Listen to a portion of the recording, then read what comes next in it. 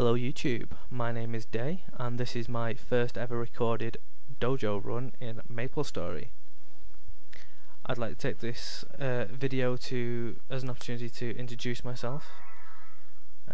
As you can see, my range there, if you've watched my video of me killing Pat, has increased quite a bit since level 152. So hopefully I can get quite far this time. I know I should be able to get at least up until Pat in the dojo. Obviously the fact that you can't use potions in the dojo is a little bit of a setback, but it shouldn't be too difficult to at least get up to Pat, although whether or not I can kill him will probably come down to luck. As some of you may or may not know, Pat, along with other bosses such as Manon and Griffey, use attacks that put your HP and your MP both down to 1. Now in the dojo, obviously, if you can't use pots, then you can't heal yourself, so it becomes a bit troublesome. Luckily with the mech, it has a skill called Healbot, which does in fact heal you a portion of your HP every couple of seconds, so with any luck I can use them to survive. But unfortunately it would still leave me without any MP to use my skills, so we'll have to see how it goes. As you can see, the first couple of levels are a bit of a breeze, especially at this level. As a mech, even when you're in second job, you should be able to breeze through most of these. Atomic Hammer, which you'll see me use in a minute, is probably one of the most powerful skills that you can get, really. You'll be using it all the way up until 4th job. It's just really strong for a mob skill, especially so early on in the game. Once you get to 4th job, it does get completely replaced and outclassed, but that's to be expected, really. So a little about me then, I guess. I'm 22. I turn 23 very soon, in fact. My name is David. My nickname, Day, is spelled D-A-Y-Y. It was a nickname that I gained a long time ago. I've had it for as long as I can remember now. Initially it was actually, well, it was an accident how I got the nickname, I suppose. When I was playing Micro Machines V3, which is a very old game which I had on the PlayStation 1, I believe it was. I used the name as one of my characters. I quite liked the way it looked, and so I ended up using it for a few other games. It wasn't my intention for it to actually become a nickname, but a few friends picked up on the fact that I was using it for stuff and started calling it me, and from there it kind of just carried on going. As you can see, with me trying to show off a couple of different skills, I've actually been sealed, which isn't too much of an issue. The big giant robot that you saw, giant robot SG-88, is a 4th job skill. That is the mech's ultimate.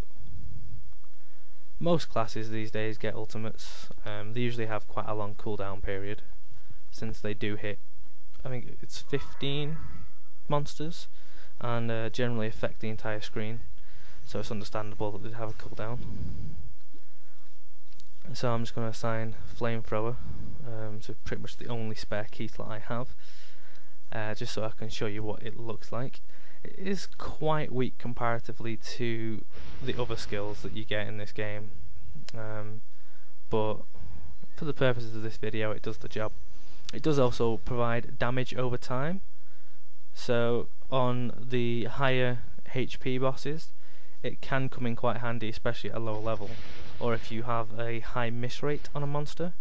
The second you hit it with Flamethrower, it will then provide damage over time, and so even though you're no longer hitting it, the damage will still keep being done.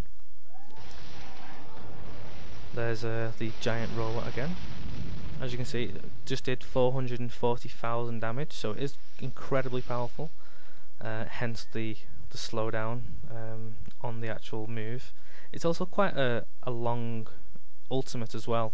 A lot of ultimates that other classes have are a lot quicker than the mech's ultimate. Especially like the Wild Hunter. If you ever see the Wild Hunter's ultimate, it's a lot quicker.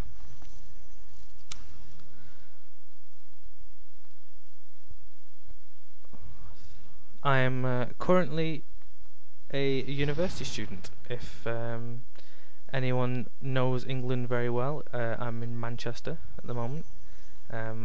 Manchester Metropolitan University, studying computer forensics. I have suspended in my second year because I was originally on computer science, and I'm switching to forensics for next year, so I will be redoing my second year, doing slightly different modules. I've actually recently moved back to my parents as well. If any of you have been watching the videos that Chris has uploaded, he did mention that briefly. It was mostly just a convenience thing, to be honest. It's a lot cheaper, and this way it means I can hopefully try and get a motorbike for next year as well. Rather than spending the money on rent, I can just live with my parents for free and use that money to buy a bike with any luck. So I'll have to see how that goes. Frankenroyd is probably one of the bosses that will give people the most trouble. As you can see, the flamethrower damage isn't particularly stellar, and there's the damage over time going off there with a 23,000 each hit. That is based off your attack now. In the past, a lot of stuff like poison was originally percent based, whereas now it's based off your actual attack. This does mean it's usually a lot weaker, but at the same time it also works on bosses now. So in the past, whereas you wouldn't have been able to poison any of the dojo bosses, you now can, which I suppose is always an advantage. We're slowly getting up to the more difficult bosses now. It won't be long until we're up to people like Manon, which will allow me to show you a bit more of strategy, I suppose, rather than just kind of one hit everything. Allow me to use a wide variety of support skills that the mech has, such as the portals, the heal bot, even using my amplifier, which is a fourth job skill which increases the damage of any party members within the range by 20%. It does stack with any other effects that increase damage, since it isn't an actual activated skill. That means if you have a battle mage using advanced dark aura, for example, they both stack together, as well as dice. So here is the Manon fight. As you can see, I've gone into tank mode there, and then into siege mode, which, while in tank mode, siege mode basically gets a plus 30% damage increase, and then that big laser is called Laser Blast. It hits up to 6 monsters 3 times. It's very powerful, and the move I just used then was Dice. See, now this Griffey has a habit of using his 1-1 pretty much as soon as he can, which is why I placed the heal bot down just in case. Luckily he didn't use it then, but with him spawning monsters so quickly, it probably wouldn't have mattered anyway. There is a cooldown on a lot of these kind of skills though. Heal bot, amplifier, dice, things like that, they all have various different cooldown periods. They're not too bad. Most of them last about as long as the cooldown anyway, so it's not usually an issue. Leviathan, which is this lovely blue guy here, although he doesn't do any really bad status elements like stun, he can zombify you, I believe it is, which turns your controls around and things like that. So if you press left, you'll go right. He also has a lot more HP than Manon and Griffey and does more damage, so he can be quite a difficult fight. This next fight now is against Pap. Now I'm probably going to die, but I'll see how I can do. Setting up portals like this is really helpful, because it means that when he spawns people for you to kill, when they drop potions, if he is in the middle of the screen, you can get behind him then to where the potions might be, without having to walk through him and risk dying. I've also set up the heal bot, which you can see me using now, because as he uses the 1-1 on me, I can just hold down over this portal and my HP slowly comes back. Although without him spawning any of his little minions, it's going to be impossible for me to win this. So I'll have to go see now if I can get a potion drop from one of them. It's not looking... no. Unfortunately they didn't drop anything for me. I hope you enjoyed this video, and I will try and do another run soon when I can actually finish it. But until then, stay classy YouTube. Goodbye.